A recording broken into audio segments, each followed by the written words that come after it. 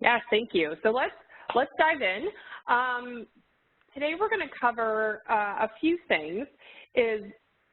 Around, can everyone in your organization clearly articulate the vision and strategy of your organization, and not just what is the vision and strategy, but how they then play a role in it?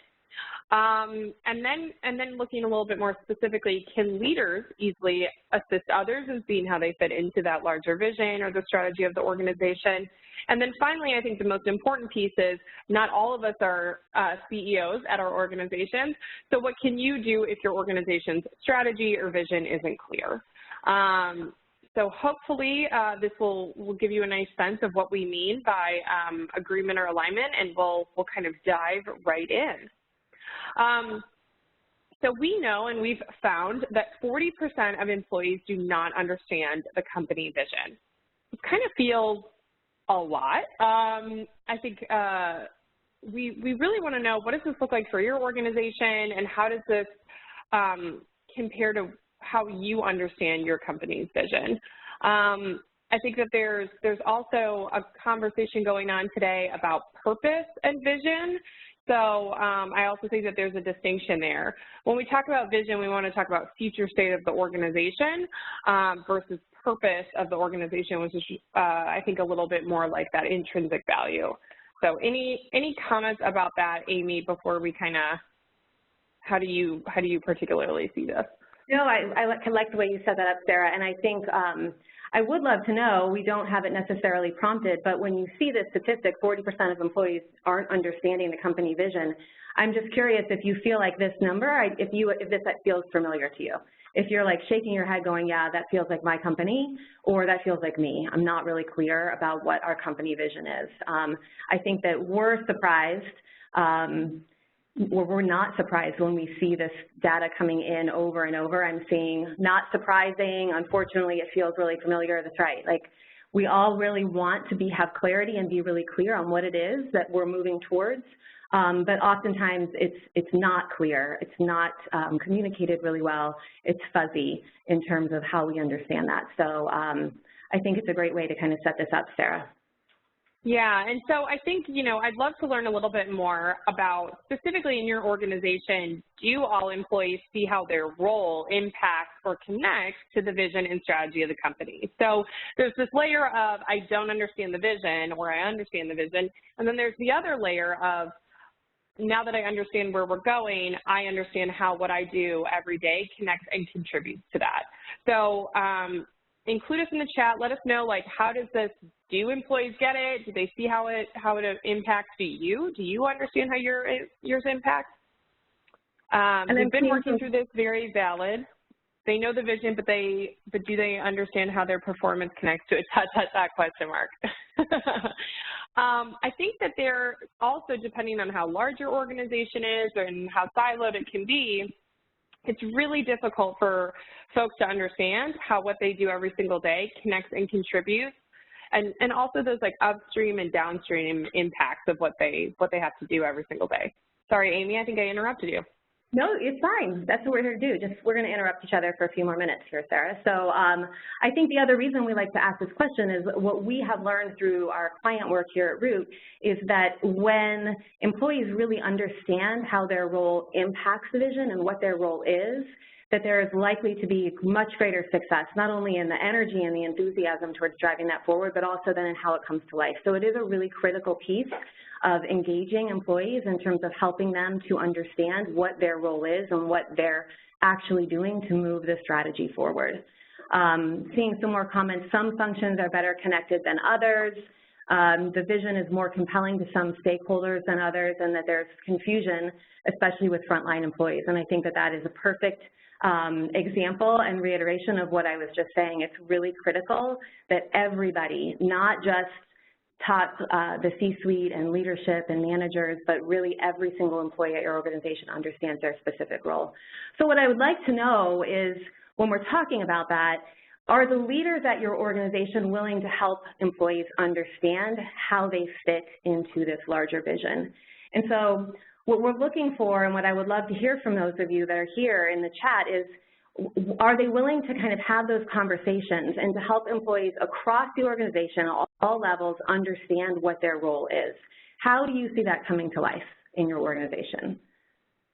So while folks are writing in, Carrie had written very large organization with layers of vision, having frontline employees participate in small group sessions about how they contribute to the overall vision has proven helpful in engagement.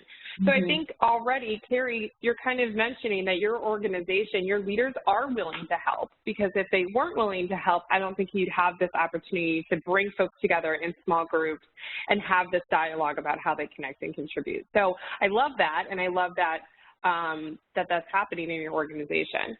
With 40% of employees not feeling the overall vision, is that a direct cause from companies maybe feeling that 100% agreement is necessary? Oh, I mean, spoiler alert, Avery, I think you know where we're going with this. Yeah, I'd love to. We'll talk a little bit more about that. That's great. Our leadership is on board. Sorry, go for it. That's okay. We need to ensure that the busyness doesn't cause us to lose focus. It's an ongoing process. We're better, but we can improve. I think they're willing, but time constraints are an issue. And generally, yes, in some cases, the leaders are willing, but perhaps they don't know how, which is a great observation to make. I think that also the other piece that I'd love to understand from those of you that are replying to this willingness is, do your leaders also understand their own role in the vision and the strategy? So oftentimes we have a beautiful strategy and vision. We have leaders that are really willing to kind of talk to and help other people understand their role. But one of the things that sometimes gets a little fuzzy or a little hazy, or where there's not a lot of clarity, is their ownership and understanding of their own role in moving that forward. So just curious, Sarah, if you have any further thoughts on this, and or from those of you that are with us, how do you see this in your own organization? So at Root, we work with a lot of Fortune 1000s, and traditionally in firms that are really large like that, and organizations that are really large, they typically employ some sort of consulting firm or strategy firm, or they have their own strategy team that helps them sort of develop and look at the marketplace and really come to the executive team as well as the board with, this is our strategy, this is what we need to move forward. So with that, there comes this layer of kind of lack of ownership of the strategy and lack of actual understanding of what does it mean and how that leadership team connects and contributes to it, because they didn't author it. So I think that we see that sometimes of, we have this, 70-plus page deck. It's great looking. I directionally get it, but I don't really own it. So I think it sort of comes into a piece of that, of how much of that vision, how much of that strategy is of their own making versus maybe a different organization.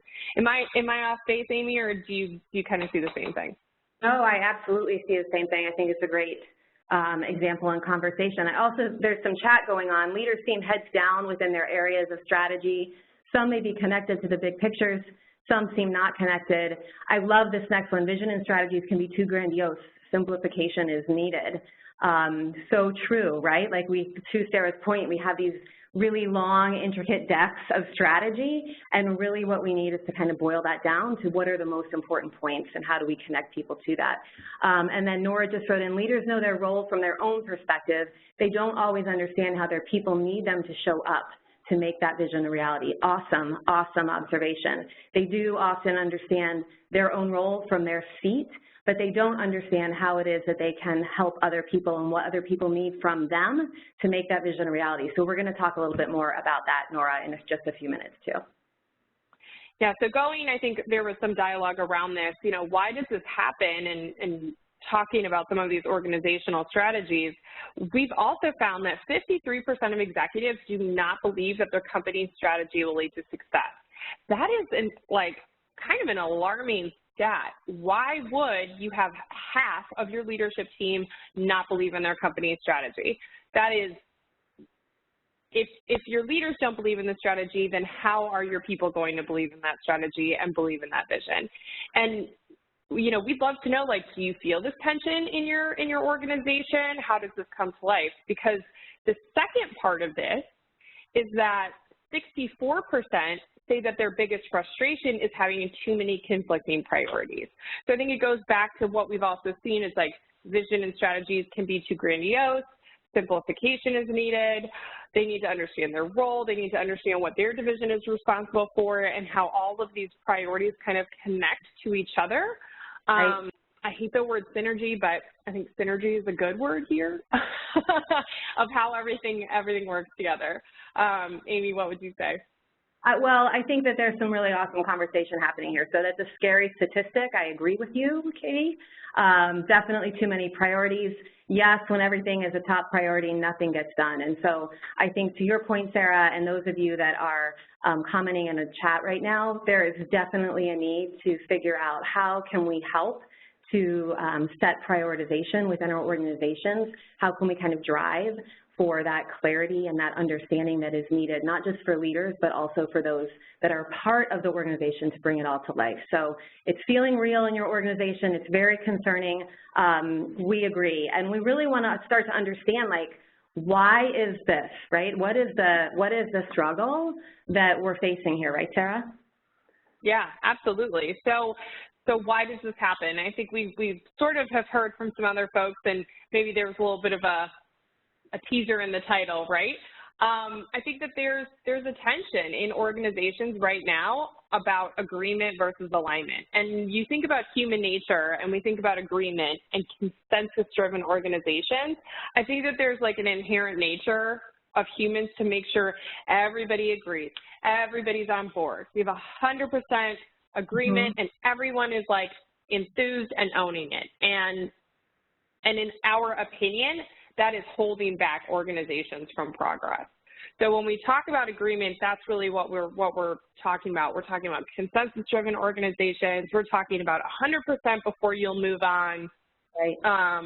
And we sort of are also talking about kind of nodding in agreement and then maybe necessarily executing on something else.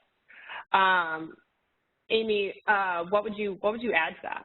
Well, I think that's a really great setup. I think when we're waiting for 100% agreement, what we do is nothing, right? Like, we're working really hard to make sure that everybody is nodding their head and agreeing with us, and it's often hard for us to get things started. And or to your point, Sarah, people are nodding their heads, but they're not really believing in what it is we're asking them to do or understanding. And that also is going to hold back and hinder progress and our ability to be successful. So I think it's a really big question, which one feels more important and which one should we be really driving towards and striving to attain. I think one of the things that we have learned at Root is that the conversations, like these outside of the boardroom, outside of the meeting room conversations are happening. They're just not really happening in the right place. So you have employees that are talking with one another, and they're talking maybe at the water cooler. They're talking in the bathroom, you know, making sure, looking underneath the stalls, who's here, and can we have this conversation? They're talking at the lunch spot when they head down the street. And that's great. We want those conversations to happening, but we really need to figure out how do we combat where it is happening and how do we bring these conversations into a space where it makes sense for our organization so that we can hear, we can use that to kind of challenge how we're putting this information out there and to be able to react and move forward. So I think that that's one of the big pieces that we're looking to combat. Would you agree, Sarah? Yeah, absolutely. So when we talk about alignment, so agreement is kind of that consensus-driven, 100% everyone's on board and everyone's got those like huge smiles in their organization, like we're doing the right thing. Alignment is nuanced. Alignment is, I agree on our go-forward plan. I agree on what my responsibility and my role is to move the organization forward. If I was in the ownership seat, I might do things differently, but I'm not. So I'm going to align with the organization and act in accordance to our strategic priorities, our vision, our strategy, whatever it is. So there's a little bit of a tension there between I'm going to have a healthy dialogue of why I might not agree, but why I'm going to align in my actions and align my division. So we want to move organizations forward in alignment versus agreement, because at the end of the day, if you're moving it forward with agreement, to Amy's point, I think Carrie mentioned it, if everything is a top priority, nothing actually gets done. or you end up working in opposition with one another because you're actually executing on something that the other parts of the organization are not working on. And I think that's where you get this trickle down with your individual contributors or your team members where they don't really get it. So I want to talk a little bit about this example and how we specifically do this at Root. So we want to bring those conversations that are happening at the water cooler, at happy hour, in the bathroom stalls. We want to bring those to those boardroom tables, to the actual meetings that we're having in organizations. So this is what we did. This was the first water cooler sketch, that's what we call it at Root, ever. We were working with an organization called Textron. I'm not sure if everybody knows who Textron is. They were a holding company for, I hope nobody's a Textron employee online, for what they call rich people toys.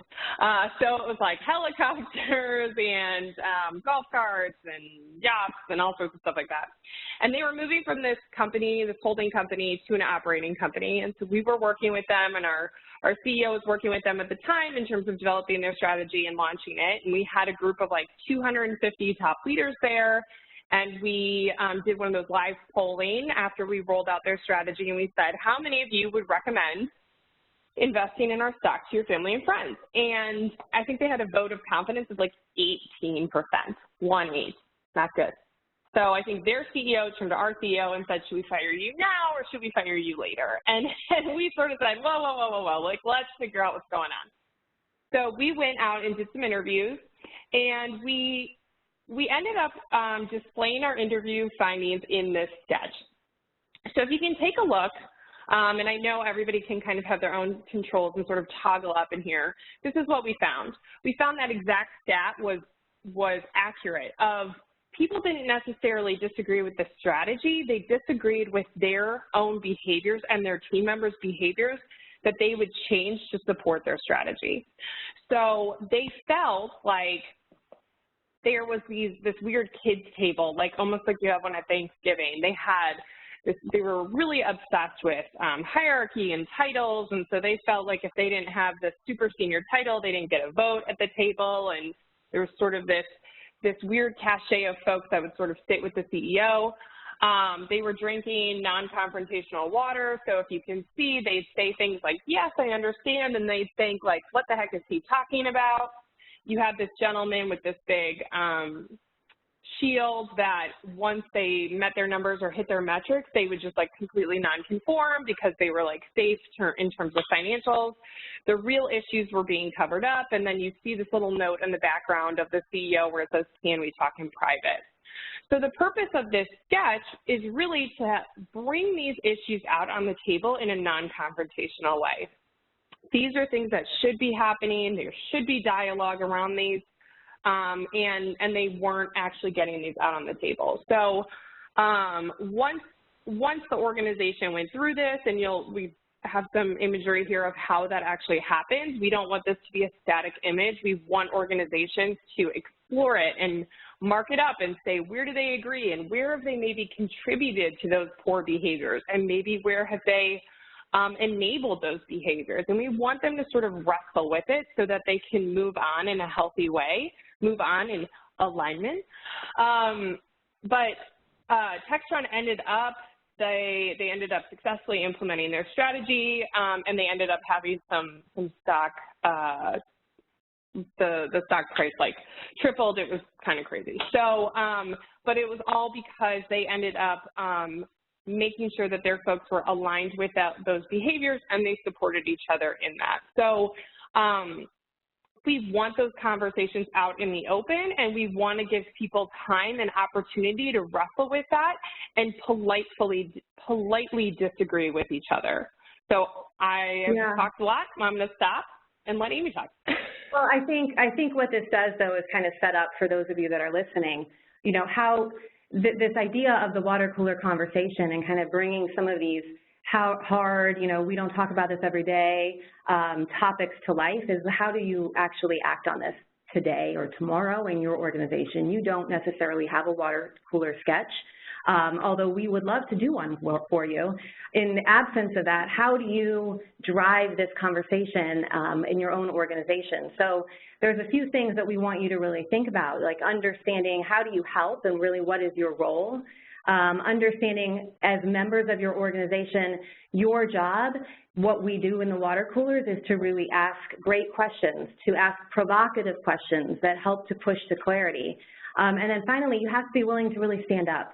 You have to be willing to have those hard conversations. You have to be willing to not take yourself too seriously. And that's one of the awesome things that happens in our water cooler discussions is that there's this level of, this is a really hard thing.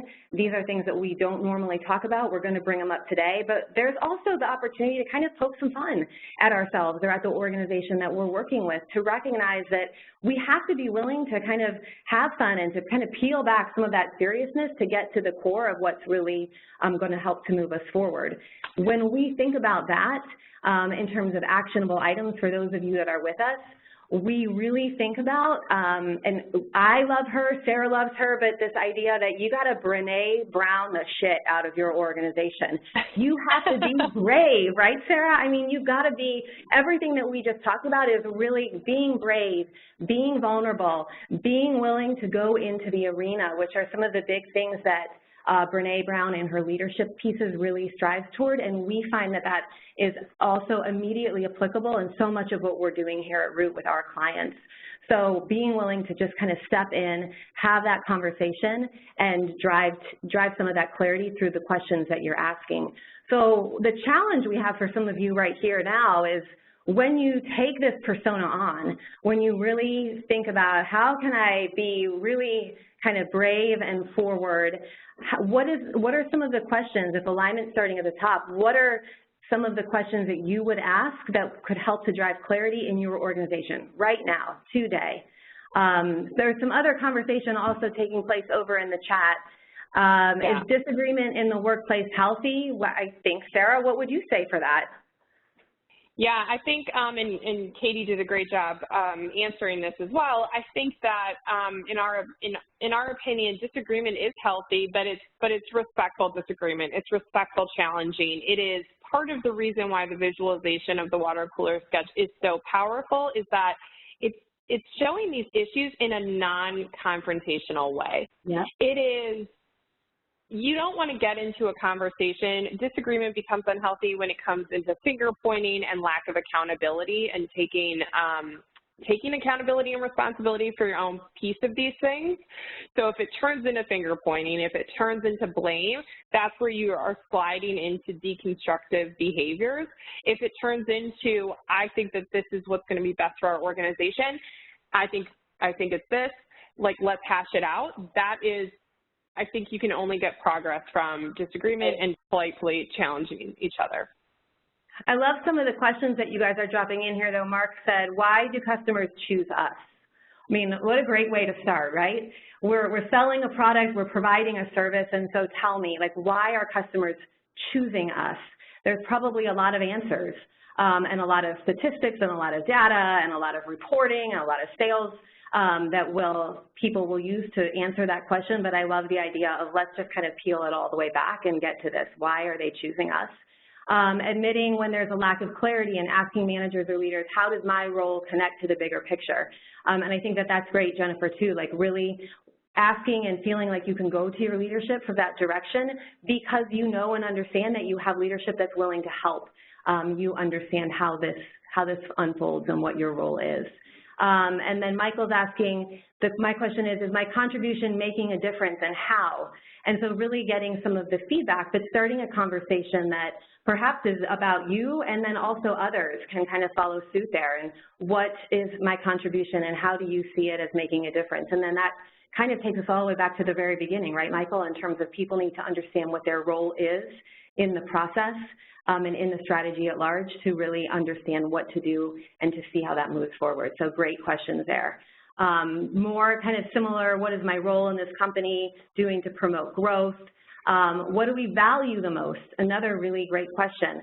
I think that the answer to that, and Sarah, I'm sure you've seen it with your clients as well, like there's different perspectives in what the most important piece is and what people are valuing, and so that's a great one to try and drive towards. What do you think your responsibility is in your role in the strategy? Who will you need to reach and persuade? I think that's great too. I think the other piece in sort of challenging folks is saying, how does this connect, this initiative, this effort connect and contribute to our strategy, and kind of forcing that dialogue of draw the line of sight for me, because it's not really connecting. And if that can't happen, are you on the right path? Sarah, you're going to find this hard to believe, but it's 11:30. I know, but we're going to stick around. So quickly, before those of you that have to leave at 11:30 take off, what we want to do is invite you to certainly head to our website, follow strategy activation links. All 3 of these webinars will be there for you to access and be able to listen. If you missed the first 2, we'd love to give you the opportunity to catch up. We'd love to talk to you afterwards and see what you thought. Those of you that can stick around, Sarah and I are going to continue to chat for a little while here. We'd love to answer questions that you might have. So we're going to keep going and just kind of let those of you that have to go sign off as needed. We're so happy you were part of this. We really hope that you connect to this series in its entirety. And we're going to be rolling out another workshop in Detroit. We're going to be kicking off our next workshop series. So we'll be there in March. We'll be following us. We'll be providing lots of information. So if you're local and close to the Toledo area, we'd love to see you there. Yeah, we're super excited about the Detroit event. I want to go back to something that Colette said earlier, and she said consensus is an objective, but priorities of the different groups are different. Local priorities are hard to reconcile with global strategic priorities. And I don't want to miss that she had written this, and I feel like it's a really important piece to potentially talk about.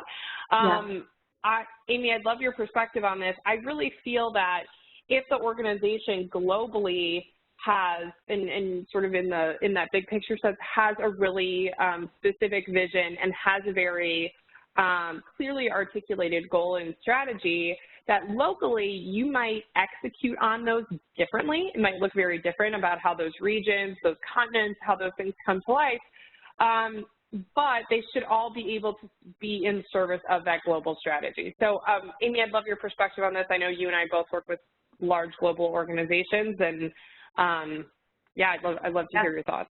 No, I think you set that up really well. I would agree. I think I'm working with a client right now, like very large global footprint. The charge for each one of these continents in terms of how do we really think about our role in driving revenue is becoming critical to them as they start to move forward. Each continent, the continent leaders have different ways that they are working to engage and to move the strategy of the organization forward. At the end of the day, those buckets are all feeding into what is this large global strategy. But perhaps the way that individual parts of the organization, and it doesn't have to be as broad as continents, right? It can be as small as different departments in the same building. They might be moving towards those different strategic goals in different ways, but kind of driving towards the outcome. So I think it's a really awesome call out, Sarah. And you and I, like you said, we've both kind of seen how this unfolds in large and small scale. Other questions for those of you that are still with us, feel free to drop them in the chat. Go ahead, Sarah, I cut you off. Sorry. No, I'm also interested, Amy, too, to talk at a little bit of a different level, because I think that sort of talks about operationally and making that a little bit more like tactical, moving from theoretical strategy into how and that real activation piece of things. I'm also wondering, what have you seen, or how have you seen folks in organizations push for, well, and oh my gosh, Nora, we're really going to ask the same thing. Push for leaders to get aligned when they maybe don't believe in alignment. And Nora just asked, any tips on better articulating the vision to your team? So I think we're sort of asking the same question. So yeah, well, and I think it's about the questions that you ask, really. I think it's about, it's going back to this idea of, how do you Brené Brown this, right? You got to be willing to get out there and to ask the really hard questions. You have to also be willing to hear those hard answers. You have to be willing to provide the hard answers. And you have to really be willing to not take any of that too seriously, and to kind of find this level of engagement that you can have with your peers when you're providing this type of feedback. I think it's our responsibility to not be afraid to ask the questions, though. We know what it is we need to understand, and we can talk about it all day long out of the office, and we can be frustrated about the fact that nobody is giving us that information. So our role is really to help and coach and provide platforms for a conversation where people feel empowered to ask those hard questions. It's not until we ask them. We can't get the answers until people know we need to know. So I think that that's really one of the biggest pieces. Would you agree? Yeah, I totally agree. And I also feel like, too, you know, as a leader or a leader of people in your organization, you can help your team be what we like to call at Root, like strategically engaged. So I think lots of folks know Gallup's 12 questions and some of those other employee engagement surveys out there. When we talk about engagement at Root, we really ask, can the people in your organization answer 5 key questions about your business? And those 5 questions are, what's the marketplace that we operate within? What's our strategic response to that marketplace? What are our core business processes to support all that? What's our customer value proposition? And then finally, how do we make and lose money? So even at a team level, if you can help have that dialogue with your team members and help answer those questions for them and help them understand how then they contribute to all of those pieces, I think you're really going to be much further down the line on getting them there and having them really feel a part of something bigger than themselves, which ultimately I think we all want to do. Yeah. Some more questions coming in here, Sarah. So not having a safe and supportive culture can be the root of a lot of issues. Agreed with that, yes? Yes. Great, yes. Yeah. Harry, we want you to listen to, if you haven't already, we want you to listen to our culture webinar. We had a lot of conversation around this when we kicked this series off, but you're exactly right. I mean, it is really challenging to feel if you don't have a safe, what you feel is a safe and supportive culture that really kind of empowers people to feel like they can do this work and ask these questions and really drive for this understanding. It can be the root of a lot of different issues. And so there are certainly different ways for how your organization can be communicating and different things to consider as it evolves culture that can be applied in the workplace. So great call out. I think that you're exactly right on that. And then another question coming up, does implementing alignment in the workplace start from the top or is it from the everyday worker? Sarah, this sounds like you all day long. So I think, you know, in an ideal world, if we all lived in this like perfect vacuum place, it would start at the top. And we don't live in that perfect place? I mean, if you do, Amy, like, please let me join you there. And I think that it is really the responsibility of that executive leadership team to clearly define our current state of the organization and then chart the course to a compelling future state and then help us kind of articulate those shifts to get there and to make sure, I think to Carrie's point, that the behaviors and the culture of the organization are aligned to that. So at Root, that's really what we see, that charge of a really good leadership team. That's what we see that they're charged to do. Yeah. That is not how things come to play. So we also want individual contributors to know it is your responsibility to stand up and say, I don't understand, if you don't and you don't see those connections. Sorry, Amy, totally interrupted you. No, I was just going to say, I think it's also really cyclical then at that point too, right? So we want leaders ultimately to be responsible for driving the strategy and that alignment. We want to create a culture wherein people feel like they can ask those questions that they need to get clarity not only on their role, but the strategy at large. And then it rolls back to the leadership team, right? Like people need to know that they're being heard. So if you're going to give people the opportunity to ask questions, you also need to be willing to address and answer those questions and to keep the conversation flowing. I think that that's a really important piece. I think that probably connects back. I'm doing a lot of connection back, Sarah. I think I'm feeling nostalgic for all of these webinars we've done, but that is really what our communication webinar was really about that too.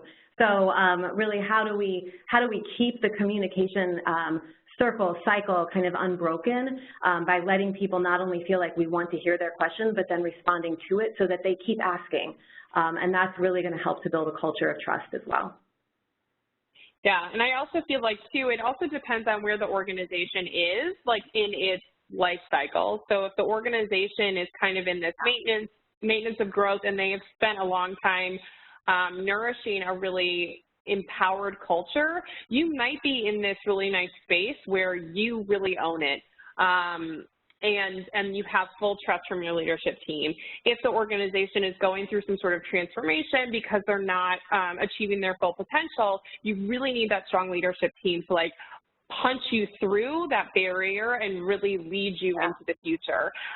Or you need some really phenomenal individual contributors to stand up and say, we need leadership, and we need you to all align and tell us where to go. So, you know, I think we all have responsibility, but it also sort of depends on how much assistance you need based on where the organization is in its time. Yeah, I'm looking at the chat, Sarah.